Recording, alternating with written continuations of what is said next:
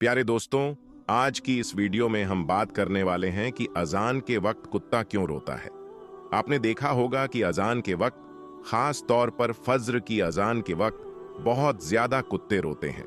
तो उनकी क्या वजह है, किस वजह से वह कुत्ते रोते हैं, यह हम आपको आज की इस वीडियो में बताएंगे। और दोस्तों, इसके साथ साथ हम आपको यह भी बताएंगे कि अजान के वक्त किन किन बातों का ख्याल रखना चाहिए, यानी कि जब अजान हो रही हो तो किन किन कामों को नहीं करना चाहिए और अजान के क्या क्या आदाब हैं, यह भी हम आपको आज की इस वीडियो में बताएंगे। इसलिए दोस्तों, यह वीडियो बहुत ही प्यारी होने वाली है। आप लोगों से गुजारिश करते हैं कि आप लोग इस वीडियो को आखिर तक जरूर देखिएगा।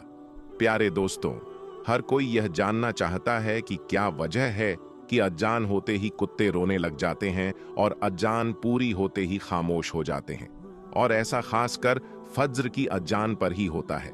तो चलिए बताते हैं कि इसकी क्या वजह है।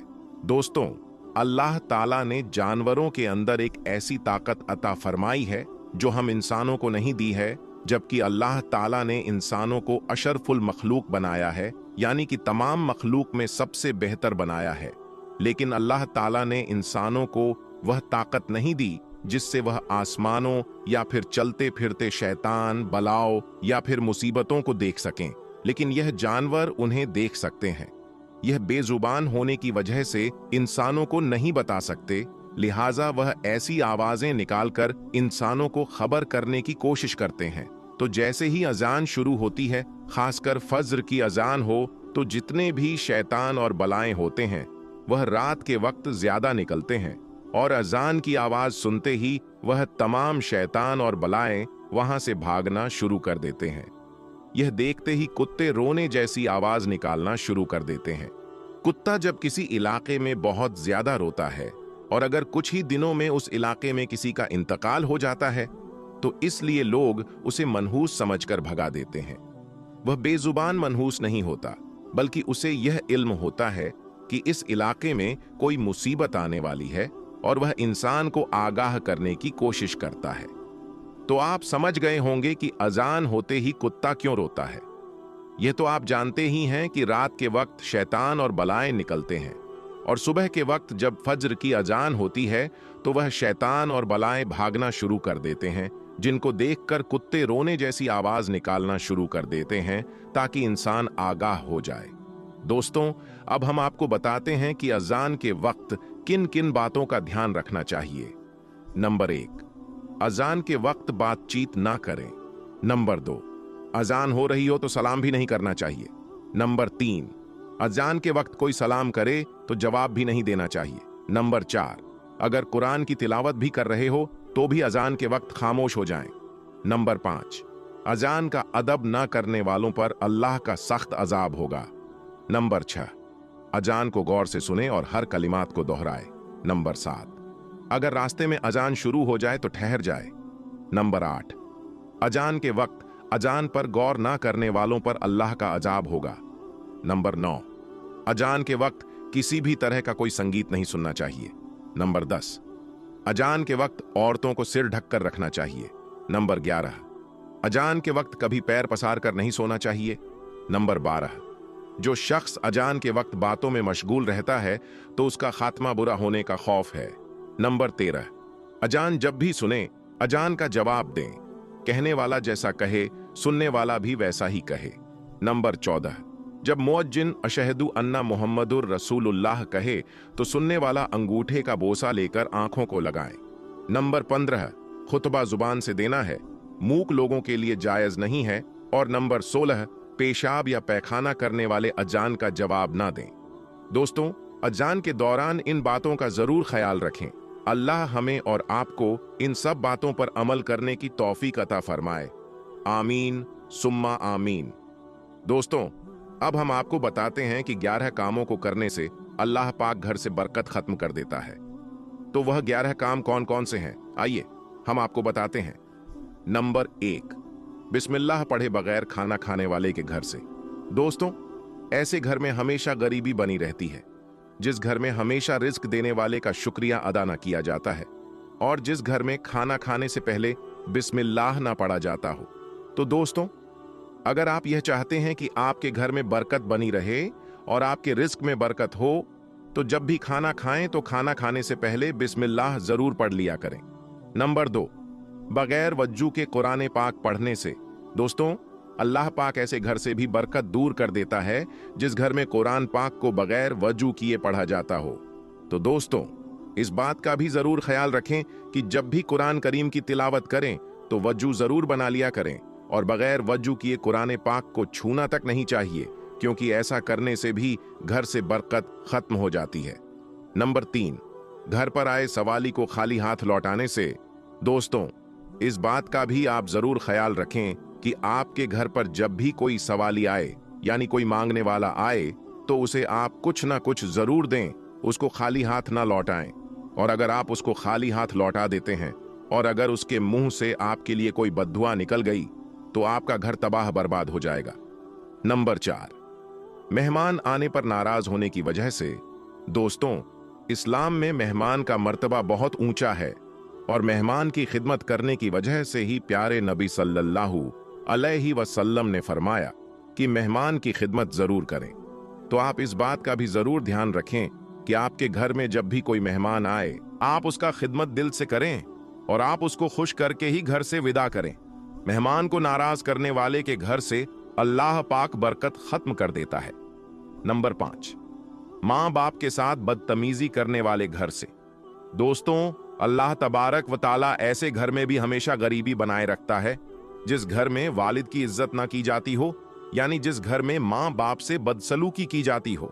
तो दोस्तों, आप लोग भी इस बात का जरूर ख्याल रखें कि आप अपने वालिदैन को हमेशा खुश ही रखें, भूलकर भी कभी अपने मां बाप को नाराज ना होने दें, क्योंकि दोस्तों, मां बाप की दुआ या फिर बद्दुआ वह अल्लाह की बारगाह में जरूर कबूल होती है। नंबर 6, आमदनी से ज्यादा खर्चा करने वाले घर से। दोस्तों, फिजूल खर्ची करना अल्लाह को नापसंद है, इसलिए आप उतना ही खर्च करें जितनी आपकी आमदनी हो। अगर आप अपनी आमदनी से ज्यादा खर्च करोगे तो अल्लाह ताला आपके घर से बरकत खत्म कर देगा और आपके घर में हमेशा गरीबी बनी रहेगी। नंबर 7, सुबह देर तक सोने वाले घर से। दोस्तों, अल्लाह ऐसे घर से भी रहमत के फरिश्ते को दूर कर देता है जिस घर में सुबह सूरज निकलने तक सोया जाता हो। इसलिए अगर आप चाहते हो कि आपके घर में बरकत हो, तो आपको चाहिए कि सुबह फज्र की अजान से पहले उठें और फज्र की नमाज पढ़ें। फिर देखें कि आपके घर में किस तरह बरकत होती है और आपकी जिंदगी किस तरह बदल जाती है। नंबर 8, 40 दिन से ज्यादा झेरे नाफ बाल रखने की वजह से।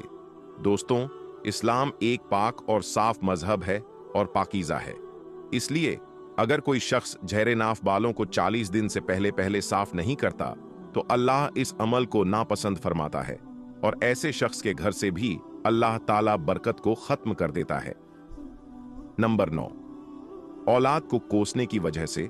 दोस्तों, जो शख्स अपनी औलाद को कोसता रहता है, यानी कि उनको गालियां देता रहता है, और खास तौर पर जो शख्स अपनी बेटी को गाली देता है, तो अल्लाह ताला ऐसे घर से भी बरकत खत्म कर देता है और ऐसे घर में भी हमेशा गरीबी बनी रहती है।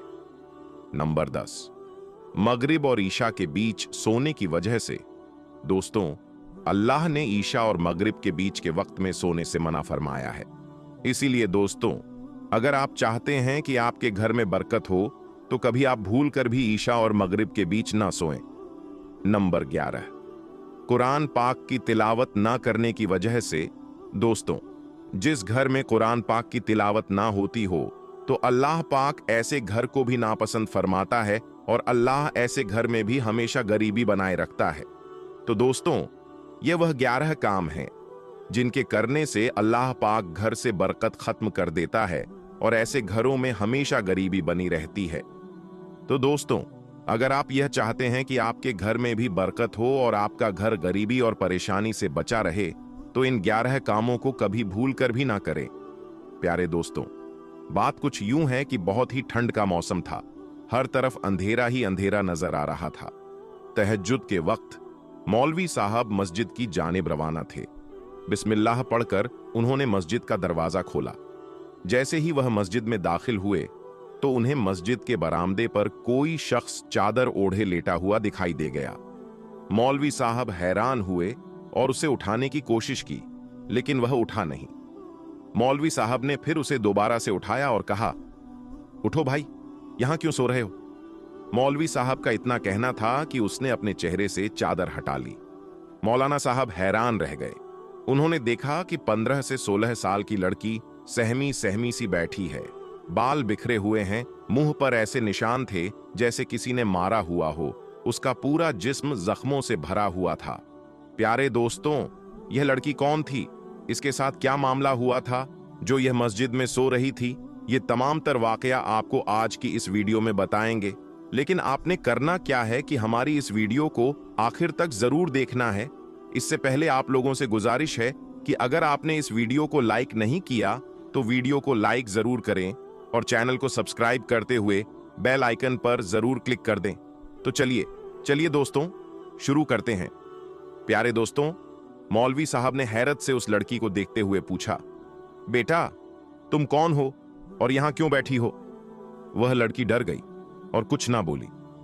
मौलवी साहब ने फिर पूछा तो वह लड़की थोड़ी देर बाद बताने लगी, मेरा नाम किरण है और मैं हारून आबाद के एक गांव से आई हूं।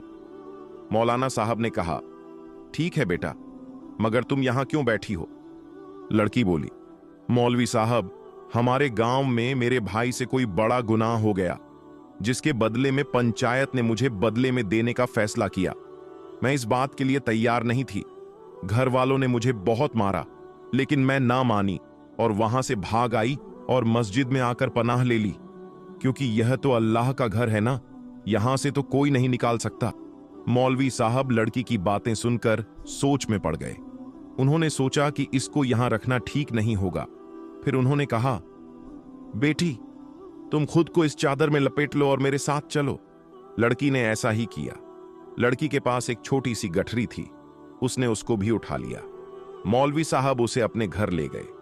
घर में उनकी बीवी और एक बेटा रहते थे। फिर मौलाना साहब ने अपनी बीवी को तमाम वाकया बता दिया और मौलाना साहब ने अपनी बीवी से कहा, यह अब हमारे साथ रहेगी और हम इसका अपनी बेटियों की तरह ख्याल रखेंगे। बीवी भी रहम दिल इंसान थी, इसलिए बीवी ने शौहर की हां में हां मिला दी। मौलवी का बेटा भी वहीं मौजूद था। उसने जब लड़की को देखा तो उसका दिल तेजी से धड़कने लगा।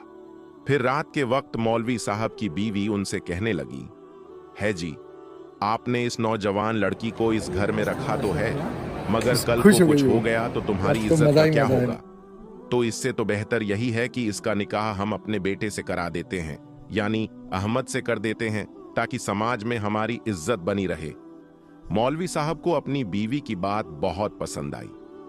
मौलवी साहब ने अहमद और किरण को अपने कमरे में बुलाया और कहा, बेटा, अब मुझे किरण बिटिया को यहां रखने पर कोई ऐतराज तो नहीं, लेकिन लोग 100 तरह की बातें बनाएंगे। अगर तुम दोनों राजी हो तो मैं तुम्हारी शादी करा देता हूं। अहमद तो पहले से शादी के लिए मान चुका था और किरण भी शर्मा गई और मान गई। फिर मौलाना साहब ने कहा, मैं तुम दोनों की शादी कुछ दिनों में सादगी से करा दूंगा, क्योंकि इस्लाम में सादगी को पसंद किया जाता है। 2-3 दिन के बाद घर में शादी के हवाले से छोटी छोटी तैयारियां की जाने लगीं। फिर कुछ दिन के बाद मोहल्ले वालों की मौजूदगी में सादगी से उनका निकाह करा दिया गया। निकाह हंसी खुशी हो गया। किरण को कमरे में ले जाकर बिठा दिया गया। जो गठरी उसके पास थी, उसने उसे ले जाकर अपने कमरे के एक कोने में रख दिया। फिर अहमद कमरे में आया और अहमद ने किरण के हुस्न की खूब तारीफें की। उसे मुंह दिखाए की रस्म में एक गिफ्ट भी दिया। अचानक अहमद की नजर उस गठरी पर पड़ी। अहमद ने कहा, किरण, इसमें क्या है? किरण ने फौरन उस गठरी को अपने सीने से लगा लिया और कहा, इस गठरी को मत छूना, तुम्हें कुरान की कसम, तुम इसे खोलकर नहीं देखोगे और ना ही इसके बारे में जानने की कोशिश करोगे। यह सुनकर अहमद हैरान हो गया, लेकिन उसने किरण से वादा किया कि वह कभी भी इस गठरी को खोलकर नहीं देखेगा, क्योंकि वह किरण को बहुत चाहता था। उसकी खुशी के लिए वह कुछ भी कर सकता था, इसलिए उसने किरण से वादा कर लिया। वक्त ऐसे ही बीतता चला गया। किरण को अहमद के घर वाले और अहमद बहुत प्यार करते थे, उसका ख्याल रखते थे। किरण हर सुबह जल्दी उठ जाती और ना जाने किधर चली जाती थी। अहमद कुछ परेशान सा हो गया कि आखिर यह जाती कहां है और अपने साथ हमेशा गठरी भी लेकर जाती है। एक दिन अहमद जल्दी से उठ गया और उसने किरण को फिर बाहर जाते हुए देखा। तो उसने सोचा कि क्यों ना आज मैं किरण का पीछा करूं और देखूं कि आखिर यह जाती कहां है। उसने किरण का पीछा कर लिया। किरण नहर के करीब पहुंची और उसने गठरी खोली और गठरी में से एक चीज निकालकर नहर में फेंक दी। अहमद ने जब यह चीज देखी तो उसके होश उड़ गए और वह गुस्से में आ गया। जब किरण आई तो उसने कमरे का दरवाजा बंद किया और किरण से गुस्सा होने लगा। कहने लगा, क्या कमी रह गई थी मेरी मोहब्बत में? मैंने सब कुछ देख लिया है। बताओ यह सब क्या है? क्या यह सब सच है जो आज मैंने अपनी आंखों से देखा? सच सच बताओ। किरण उसके पैरों में गिर गई, माफियां मांगने लगी और कहा, खुदा के लिए मुझे मत छोड़ना, मुझे माफ कर दो। मैं तुम्हें आज सब कुछ सच सच बता दूंगी। मैं तुमसे एक बात नहीं छुपाऊंगी। अहमद कहने लगा, किरण, जब तक तुम मुझे तमाम सच नहीं बता दोगी तब तक मैं तुम्हारी बात पर यकीन नहीं करूंगा। मुझे तमाम सच जानना है। उसके बाद किरण कुछ बताने के लिए राजी हो गई। कहने लगी, मेरा ताल्लुक एक गैर मुस्लिम ब्राह्मण घराने से है, मगर मैं एक मुसलमान लड़के की मोहब्बत में गिरफ्तार हो गई थी। हम दोनों एक दूसरे से बहुत प्यार करते थे और हमारी शादी हो गई थी। मेरे घर वाले उससे शादी करने पर बिल्कुल राजी ना थे, लेकिन मैंने अपने घर वालों की एक ना सुनी और लड़के के कहने पर मुसलमान से शादी कर ली। लड़के के घर वाले मुझे बिल्कुल पसंद नहीं करते थे। एक दिन मेरा शौहर घर के काम के लिए बाहर गया हुआ था। कई दिन बीत गए कि अचानक मेरे ससुर मेरे कमरे में दाखिल हुए। कहने लगे, चलो तुम अपना तमाम सामान पैक कर लो। तुम्हारे शौहर का फोन आया है। वह कह रहा है कि उसे वहीं पर काम मिल गया है और तुम उसके पास चली जाओ। तुम्हारे शौहर ने तुम्हें अपने पास बुला लिया है। यह सुनकर मुझे बहुत खुशी हुई। मैं खुशी खुशी अपना सामान लेकर चल पड़ी। वो मुझे घर में ले आया, लेकिन वहां मेरे शौहर नहीं थे। उन्होंने बोला, रात को आ जाएगा, लेकिन यह रात को भी ना आया। जब मैंने ससुर से पूछा तो वो मुझसे उल्टी सीधी बातें करने लगा। उसने मेरा हाथ पकड़ा और बेडरूम में ले गया। उसने मेरे साथ जबरदस्ती की। मैं उससे बचने की बहुत कोशिश करती रही, लेकिन मैं अकेली थी, कब तक उससे बच पाती। उसने कमरा बंद किया और मेरे साथ ज्यादती की और मेरे साथ जिना कर लिया। कई दिनों तक ऐसा ही मामला चलता रहा। जब कुछ दिन बाद उसका दिल भर गया तो उसने मुझे एक कोठे पर बेच दिया। फिर वहां पर भी मेरे साथ जिना किया जाने लगा। मैं जानती थी कि यह सब कुछ मुझे मेरे देवताओं के नाराज होने की वजह से मिल रहा है, क्योंकि मेरी मां मुझे समझाया करती थी कि तुमने बहुत गलत किया है, तुझे इसकी सजा जरूर मिलेगी। और मुझे ऐसा ही लगता था कि मेरे बुतों की वजह से मुझे यह सब कुछ हो रहा है।